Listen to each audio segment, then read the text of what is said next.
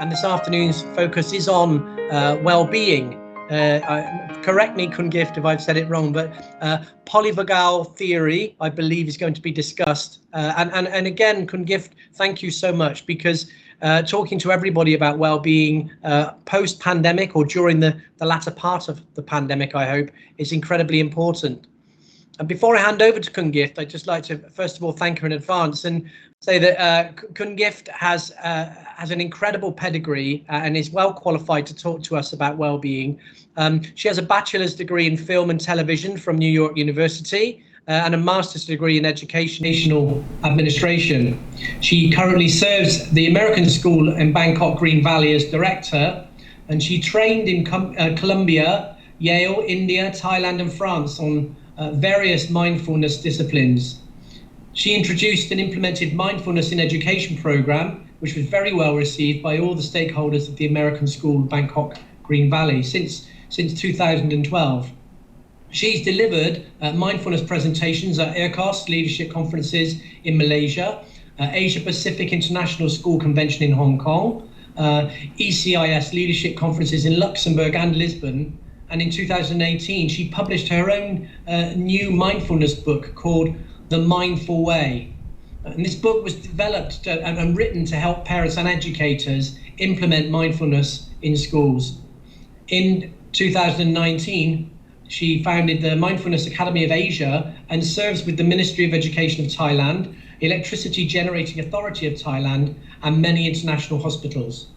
And as if she had nothing else to do, in addition, she provides professional development for international educators, professional golfers, university students, bureaucrats, business leaders, and healthcare professionals. So I think you can all agree that Kungift, thank you so much for offering your time this afternoon. And I really look forward to listening to some of the insights that you may share with us. And I'm convinced that well-being is probably a priority for all educators and schools at this moment in time. So thank you.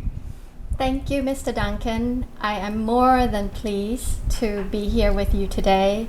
First of all, please give me a thumbs up if you could hear me. Perfect. Thank you. I'm so pleased to be here and feel very honored to be working with the International School Association with Thailand, where President Usai is our president, and Kun Duncan, who is the head of the professional development, which had given me the opportunity to be here.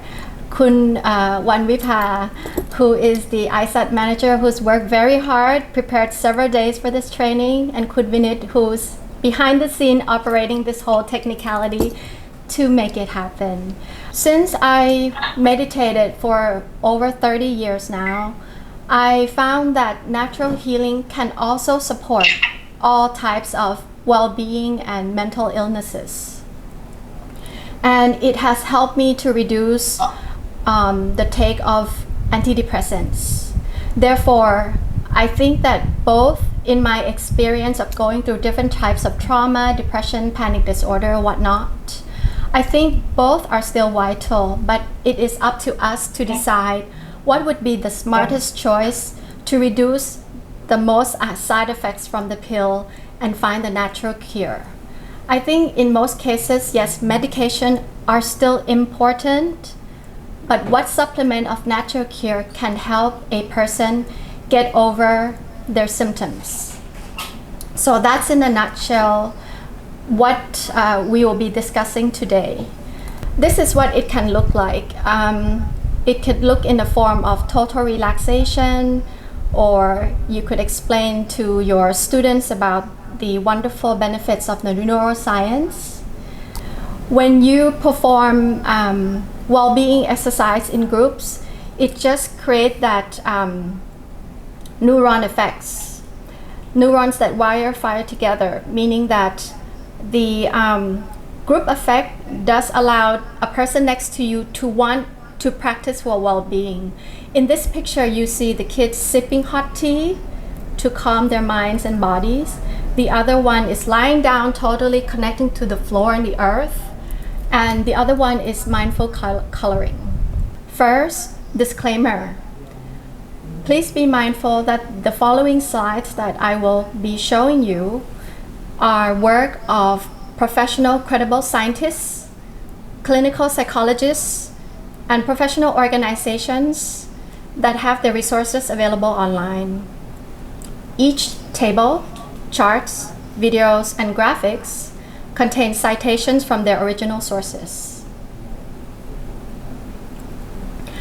How do we work this together? When we talk about well-being, it's so important that you and I work together as a team, and your understanding come from experiential, not just from the cognitive side of things.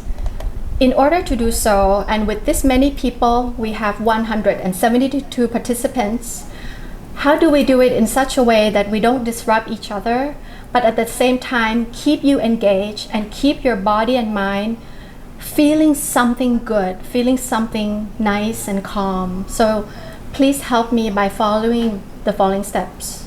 1, practice deep listening.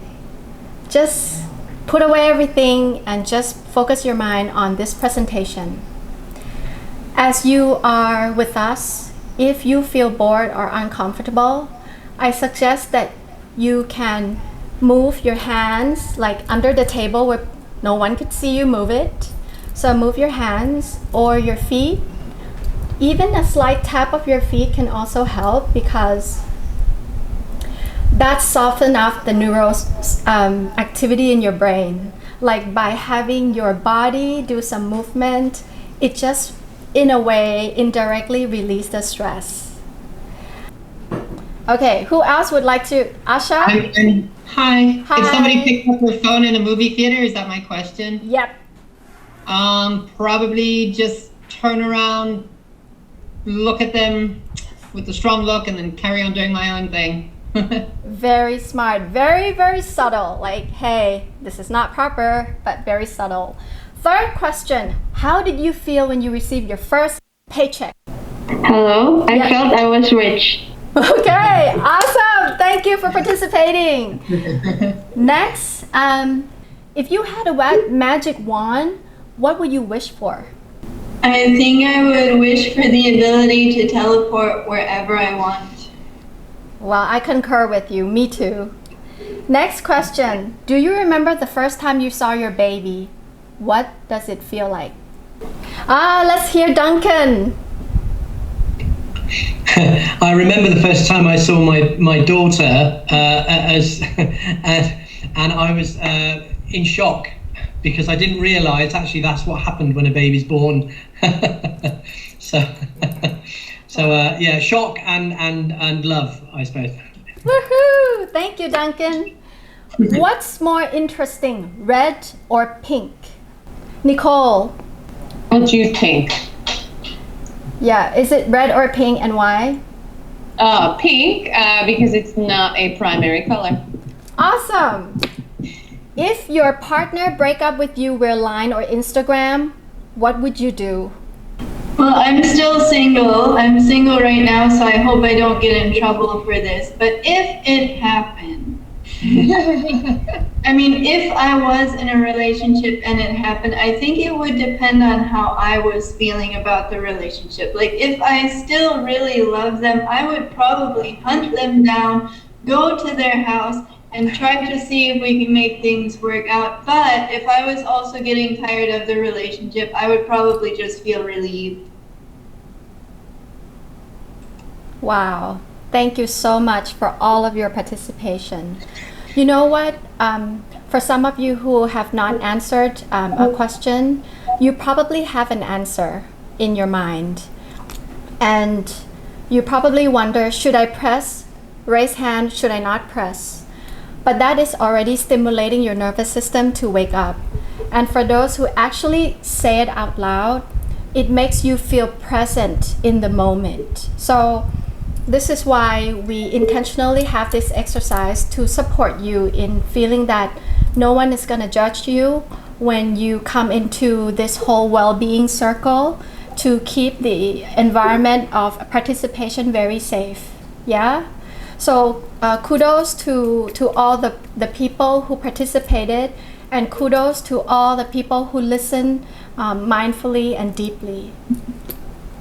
Now, the polyvagal theory is this. When a first person feels numb, disconnected, and anxious from trauma, understanding polyvagal theory can help him or her find safety and reconnect with others through social engagement. It helps us understand how to overcome trauma, stress, anxiety, and reactivate social engagement from a biological and physiological perspective. So let me explain the word. You probably know what poly means. Poly means many. Vagal comes from vagus nerves. And vagus is an explanation of how the nerves send signals from one organ to the other. So from head to toe, our nerves are all interconnected. So if the brain thinks of something, it sends the signal to the hand to raise a glass or to walk outside or to write something out. Same way, if you get, if you get a cut, this cut also sends the signal back to the brain that, hey, my body is in danger. Find something to heal my cut. So that's what the vagus nerve does to our body. Anna, I saw Anna. Yes, hello. To me, trauma is a very intensive negative reaction to something sudden, and something that leaves traces for a long time, and it literally shocks your body and mind. That's how I agree. Wonderful, Anna. Thank you very much. Any others? Asha, would you like to try? For me, I would say emotional and mental confusion, dark, heavy. Go. To me, it's when your flight or fight mode is triggered. Correct. For me, it's a very simple definition. Trauma to me is any unpleasant experience is trauma. Wonderful. Simple, easy, to the point. Natalie, please. For me, I think it's an event or series of events that lead to conscious or subconscious responses. Perfect. You guys are all correct. Thank you so much for your participation. Yeah, for me, I just wanted to say that trauma for me is any kind of strong emotional or physical injury. Most people think that our human stress level is binary. It's either not you're stressed or you're not stressed. But it's not true. And you're going to find out more about the polyvagal theory very soon. But first, let's look at this chart by the Mindfulness and Clinical Psychology Solutions. You know how you started off feeling inactive, bored, say when you get out of bed, you're still figuring out what to do next. And then, you remember, I have to teach this lesson today, and you want to make it fun for your children. So you get excited, you get motivated, you get dressed up, you go to work, and you stay focused. And by maybe 2 o'clock, your body starts to get fatigued because today there were many unexpected events that came into the school. Next is then after you get fatigued, it's still nonstop. People are still coming to your office, your classroom, asking for help, asking for private tutoring, so on and so forth. Then because you haven't had enough rest, somewhere, somehow, after 2 weeks, 3 weeks, 3 months, your body starts to feel panic and anxiety, sometimes up to anger. And if it becomes years, you may experience a burnout and a breakdown. In the polyvagal theory, it has been introduced. So this man changed a lot of the history of psychiatric healing. Before he came about with this theory, people think that emotions and feelings and confusion are just about the top part, which is your mental. But Dr. Stephen Porges, who is a exceptional scientist at Indiana University, where he's the founding director of Traumatic Stress Research Consortium, around in the mid-90s, he came up with a new theory called polyvagal theory. It means that the body is actually receives signals of cues of danger way above and beyond a human being could imagine. We sometimes think that, oh, we get excited, we get nervous, we get angry because someone said something bad to you and you kept it in your mind, and then that exacerbate into stress level, anxiety. But he also explained that biologically, your body remembers everything. Remember the good times and the bad times, the accidents that you went through, certain words, if you were being bullied since you were young. Actually, the body does that function to remember everything. This is how he explained it. In the polyvagal theory, of course, poly means many.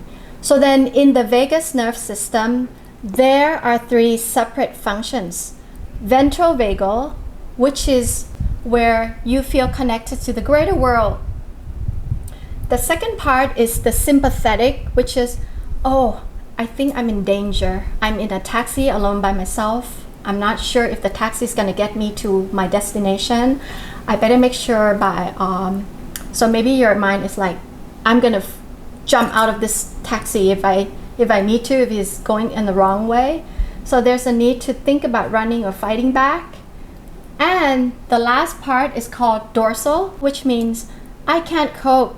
I don't want to see anybody. I'm shutting down. This is another slide that explains the same concept. And this is by Dave Dana, who is the professional and well-known clinician of these times. Ventral vagal activation, I feel at ease. I can manage anything that comes my way. I feel connected. I look at the big picture. I like the world. I like the people. But if I'm in the sympathetic, oh my goodness, I feel overwhelmed. Should I take a cup of coffee? I need coffee, but coffee makes me too alert sometimes, and I can't sleep. So sometimes you get confusion when you're in the sympathetic. And of course the dorsal, just remember the door shut. I am buried under this load. I can't get out. I'm alone in despair. I hate the world. The world's dark and empty. And that's where your body feels numb. And from time to time, I come across students who give you know how you come across students that give you no facial expression whatsoever? How do you feel? I don't know. That's how you know that maybe the dorsal vagal is activating for the child. So there's nothing against you or personal to you. It's just that his system he was not able to come up to the sympathetic to tell you how he feels, that he's agitated or sad, or connect. Maybe because at home, if he was being yelled at every day, sometimes when you get yelled at so much, the body shuts down and you go into the numb mode. Yeah? And here is another way to understand polyvagal theory. But in this chart, it kind of swapped the ladder. So the social engagement is down below in green, and when you are in social engagement, you have good digestion. You have better immunity. You can rest and you can recuperate. You have better health and vitality. You have very good skin, and you are able to connect with people. You have eye contact. Now, when you get to the sympathetic, that's where people are experiencing higher blood pressure, faster heart rate, adrenaline, blood clot, pupil size, and becoming a bit more defensive response. On the third, if you are in the freeze mode, here's what happened. It increases the insulin, immobilization in behavior with fear, endorphins stop running, there's a raise of pain, and your heart rate and blood pressure starts to drop. If I am in sympathetic, I may misinterpret cues from my colleagues. For example, hi, somebody walked in my door and said, hi, I brought you coffee. Would you like some? And because I was sad at the time, I might reply back and say, I don't need your sympathy. I don't need coffee. So then you misinterpret the person's intention coming into your office that, oh, they just passed by Starbucks and just grab a coffee for you because they know this is your favorite coffee. But because you're in a bad mood, bad timing, you misinterpret that this person is sympathizing for you. And sometimes you just don't want sympathy. So this is how you know, like once you catch, if you are in the dorsal, sympathetic, or ventral, then you would know at least you can inhibit some reaction, not to escalate the situation, because you know that you might misread the cue from the other partner. In our brain function, there are three important parts of the brain. The first one I call text, coming from the prefrontal cortex. This is where, here, the frontal lobe right here.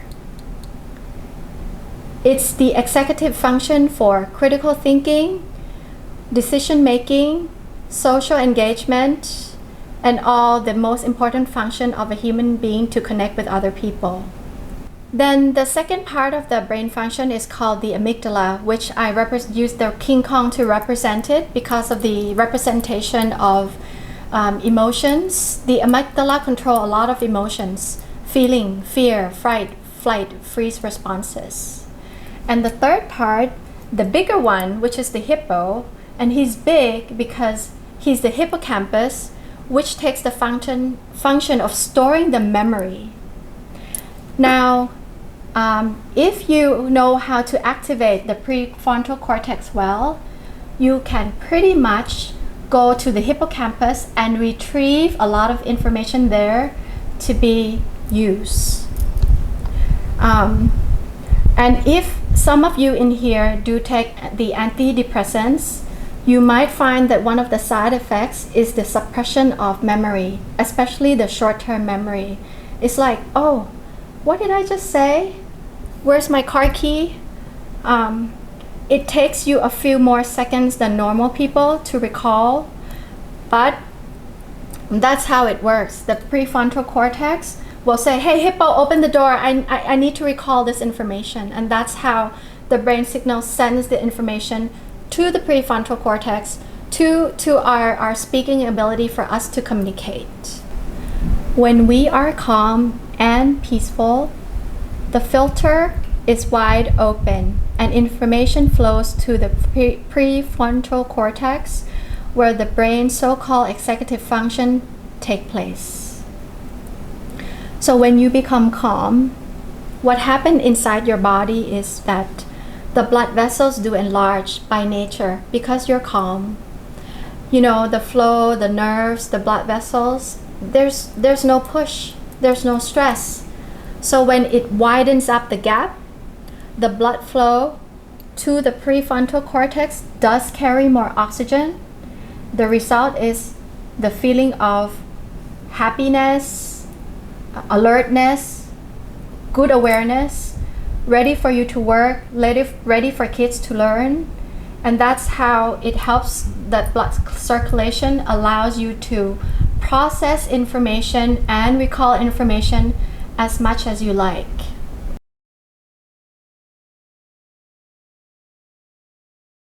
Yeah, well, I mean, I wouldn't say everyone knows, but many people know now that meditation for people with severe trauma can be disastrous, because if they don't move or close their eyes, they're vulnerable. Their bodies feel vulnerable.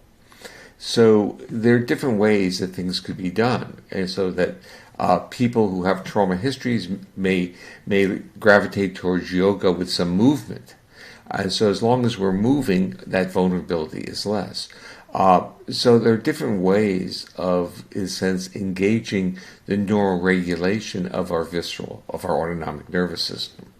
And part of it, I mean, once you understand, again, polyvagal theory outlines the sequence, But if we keep moving with facial interaction, like with dancing or play, team sports, drum circles, this type of activity, there is a co-regulation amongst the people doing that. Okay, folks, sit back straight. Feet to the ground. Notice the sensation of bum on your chair.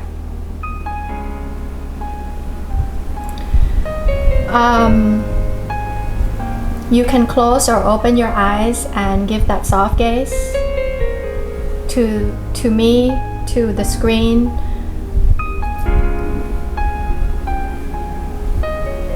Relax your shoulders. Relax your eyebrows. Relax your cheeks and lips. Relax your chest.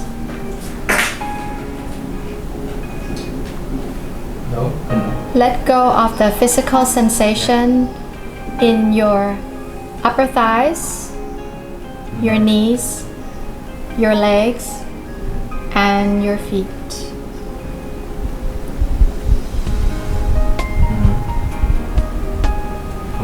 Pay attention to how you feel in the center of your chest with a non-judgmental attitude.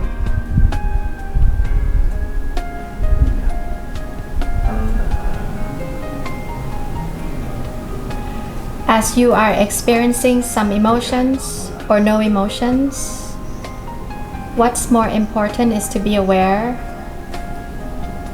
with a non-judgmental attitude.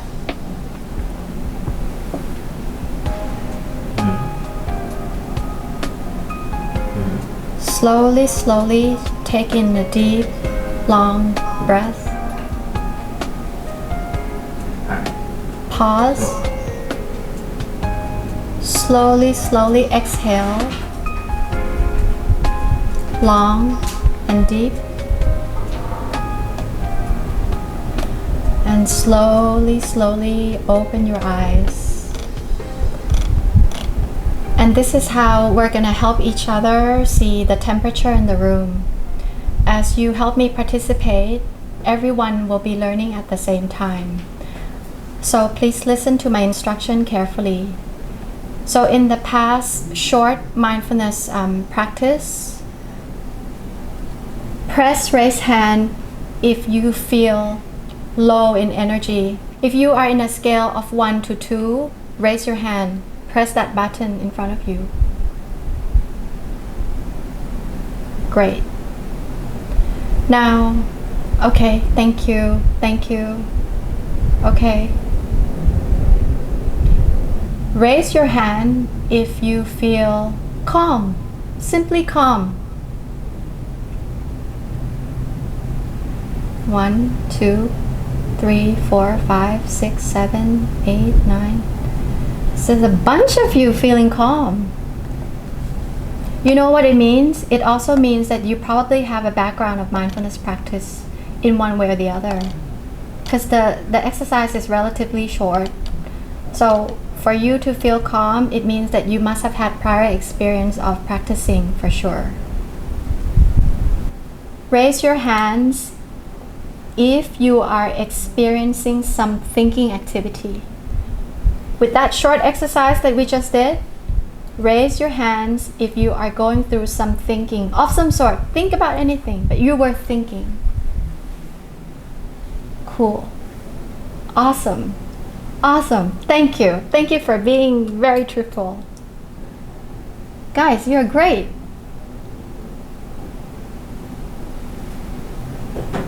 Very cool. Thank you very much. This is awesome. Wow. So folks, if you are thinking, it means that this is absolutely normal. And the more you become non-judgmental about your thinking pattern, the easier you'll get into that calmness zone, because you allow this crazy teenager to just explore wild in your mind. And the more you don't stop it from exploring, the more it stops itself. Yeah, that's how the mind works. Awesome, guys. The magic word here is co-regulation. And co-regulation provides the basis for self-regulation. And again, within our community, within our civilized community, we place such a high value on self-regulation. And we basically get angry at children and others who can't self-regulate, when in reality, co-regulation provides the resource that enables us to be bold, to go off and do exciting things, and to self-regulate. The moment that you were practicing mindfulness on your own with me leading, that's self-regulation. The moment when I ask you to raise your hands on those questions, that's co-regulation. It means that we all are in this together. We are working together to find answers toward healing and well-being. So that's co-regulation. So from a perspective of a scientist who are healing their patients, wanting the patients to be better from their trauma, by asking for group help, group support is a big force. Even when we all are isolated at home during the quarantine time, the more effort we try to connect each other, whether through text messages, group line, Zoom calls, that's how you do co-regulation to help us get out of our numb stage. So that's how you can bring a trauma patient out of the dorsal stage, out of the sympathetic, through co-regulation. Here's the catch. People don't want to be fixed. People want to be heard.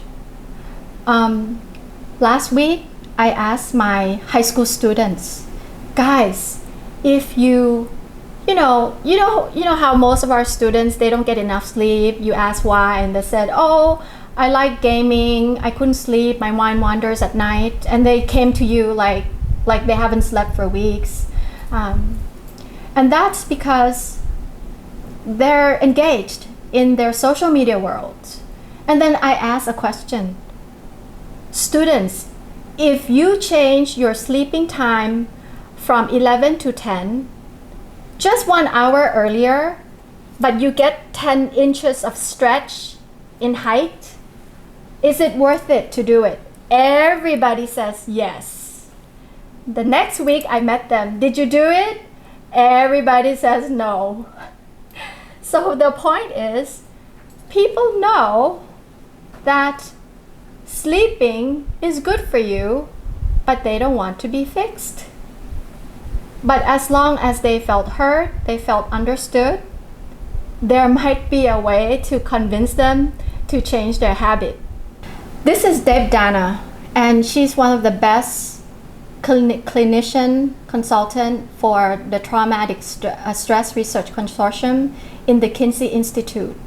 She worked closely with Dr. Stephen Porges, and she used similar healing type of training for trauma, which is a guided meditation. Yeah, it's similar to what we just did to her patients. Here's very important. Face-heart connection. Face, heart. There is a ventral vagus that connects the heart to your face. So when you give your student a soft eye contact, it shows that you're giving them cues of safety. The tone of your voice is the same. It's the face-heart connection. When your heart is soft and you give them a very calm, smiley facial expression, you are sending out the cue of safety to your children. And I find that very interesting because as a teacher, that makes me become more aware of how I carry myself when I'm in front of the classroom teaching different sorts of information to our students. So that cue of safety is very important to make the kids feel at ease during the learning time. And in a nutshell, these scientists and psychologists, they want us to respect our autonomic state. Whether you're in ventral, dorsal, or sympathetic, it's all part of human being. It's actually, in fact, they have something good too, because when you see a snake crawling up against you, you know that's the cue of danger. That's how your body tells you. You either sweat, you get frightened, you either decide to flight, run, or freeze. These understanding of the cues of danger are important for our own protection. So it's not so bad if dorsal is activating from time to time, if sympathetic is activating, but because we are trained now to know all these, nervous system ladder of feelings, what can help us is stop from misinterpreting cues from others if we are not well, and also give us the opportunity to stop self-blame, to stop feeling shame or guilt if we are unable to complete a task or assignment the way we plan it to be because our body is not feeling well. And lastly, remember, neuroception precedes perception. So neuro is the brain cells. Before you even think about something, by just seeing something that is a cue of danger, the body already make up the story for you.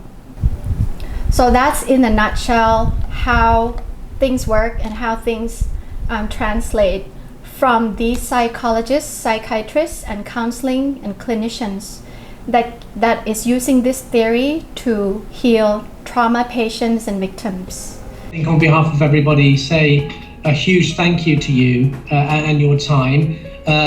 First of all, thank you for sharing your personal experiences, and I think that really does make a difference when people are talking from their own personal experiences.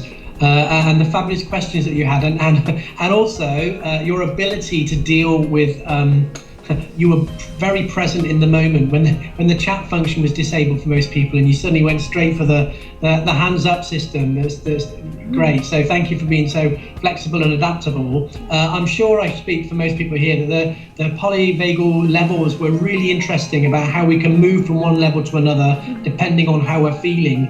And I think, as you said, for us to focus on recognize our own mindfulness and the mindfulness of the students and colleagues we work with is incredibly important, especially post-COVID, I hope we are, and in these very difficult times. So thank you so much. Thank you, Kungifti, again. Have a great day.